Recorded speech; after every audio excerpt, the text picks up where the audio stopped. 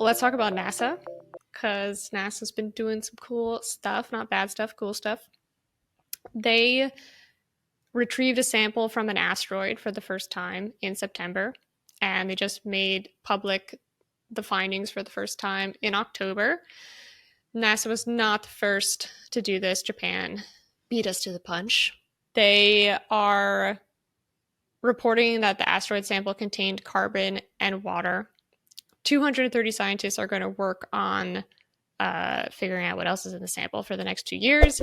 Well, we turn now to the NASA mission that has top scientists and space geeks geeking out pretty much this morning. The first results are in from the mission that brought back a sample of dust and rock from the surface of a near-Earth asteroid. This is huge. This is like the basic ingredients of life. Carbon and water on an asteroid that's 4.5 billion years old. Why does that matter? Because you and I are made of carbon and water. This is fascinating. This sample may help reveal the origins of the cosmos and how water ended up on Earth. And if there are traces of water and carbon on an asteroid, could other planets have also be seeded with the critical ingredients for life?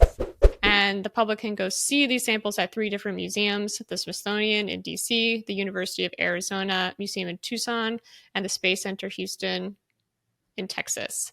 Why this is exciting, I am going to read you this quote from one of the sample analysts. I love quotes from scientists because they're just so pumped.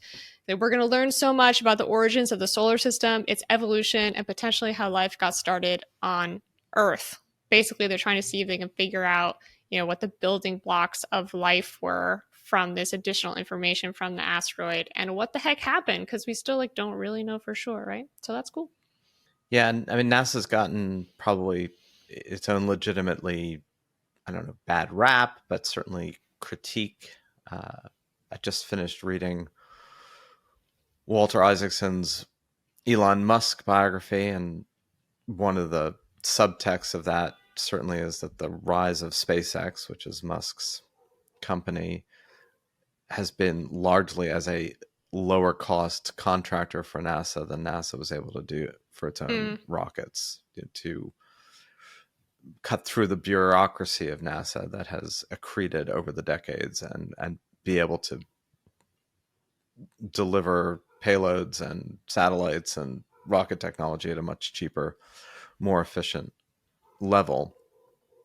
And it distracted from the degree that NASA still does some really amazing exploratory origins of the universe, whether it's telescopes or probes that obtain samples from far-flung places, most of which, unless you're in those particular worlds, one of the members of the Progress Network, Che Bolden, is deeply in this whole emerging world of space technologies, space businesses, private sector in particular.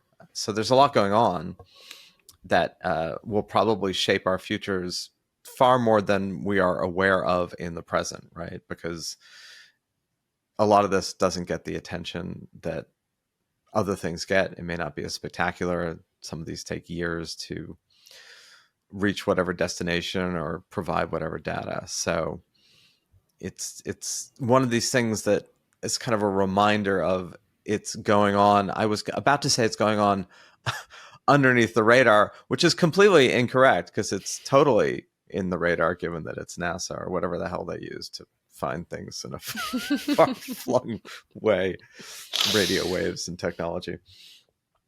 Under the proverbial radar. Under the proverbial radar, exactly.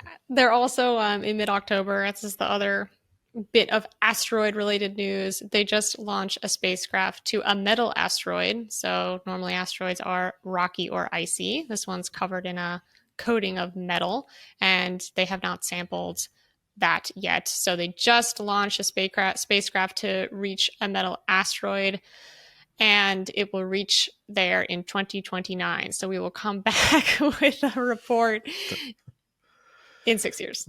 Write it down. What could go right sometime in 2029? Episode on metallic asteroid discoveries.